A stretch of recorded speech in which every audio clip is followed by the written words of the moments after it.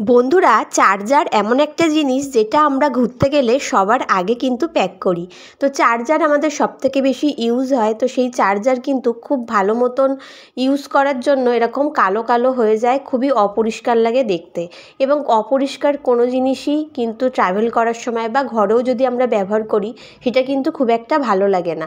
তো আমরা একদম সাদা যে চার্জারগুলো থাকে সেগুলোতে তো বেশি নোংরা বোঝা যায়। তো সেই নোংরা দেখো খুব অনায়াসেই আমরা তুলে ফেলতে পারবো। একটা তুলোর মধ্যে আমরা ভিনিগার নিয়ে নেব, নিয়ে ঠিক এইভাবে একটুখানি ঘষে নিলেই কিন্তু পুরো একদম চার্জার ঝকঝকে সাদা পরিষ্কার হয়ে যাবে।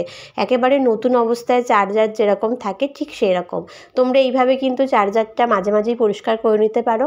তাহলে কিন্তু তোমরা যখন ঘুরতে বেড়াতে যাবে চার্জারটা সঙ্গে ক্যারি করবে, সেটা দেখতেও ভালো লাগবে, যেন পরিষ্কার জিনিস সঙ্গে ক্যারি করতে ভালোও লাগে। তো দেখো এইভাবে তোমরা পরিষ্কার করে নেবে। এই টিপসটা কেমন লাগলো অবশ্যই জানিও। পরবর্তী টিপস দেখে নাও।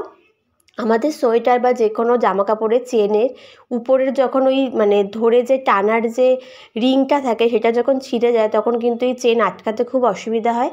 তো এটা তোমরা কি করতে পারো, যদি চেনটা তোমরা চেঞ্জ না করো তাহলে তোমরা একটা সেফটি পিন নিয়ে নেবে। সেফটি পিনটা নিয়ে চেনের মাথায় ঠিক এইভাবে সেফটি পিনটা খুলে ভেতর দিয়ে ঢুকিয়ে লাগিয়ে নেবে। দেখো ঠিক এইভাবে লাগিয়ে নেবে। লাগিয়ে নিয়ে তারপরে চেন যেভাবে ধরে আমরা টানি ঠিক সেইভাবে টেনে চেনটা তোমরা লাগিয়ে নিতে পারবে। চেন চেঞ্জ করার কোনো দরকারই পড়বে না। তো চলো তৃতীয় নম্বর টিপসটা দেখে নাও। আমাদের সেফটি পিন যখন জামা কাপড়ে এরকম লাগাই তখন কিন্তু ভিতর থেকে ঢুকে যায় এবং জামা কাপড়টা ছিঁড়ে যায়।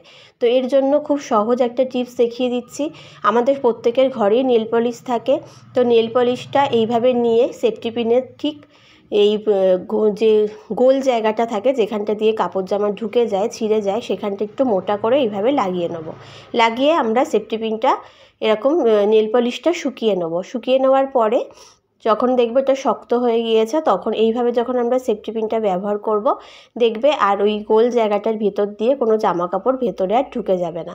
তো এই টিপসটা কেমন লাগলো অবশ্যই জানিও। চলো বন্ধুরা, আজকের মতো টাটা, সবাই ভালো থেকো।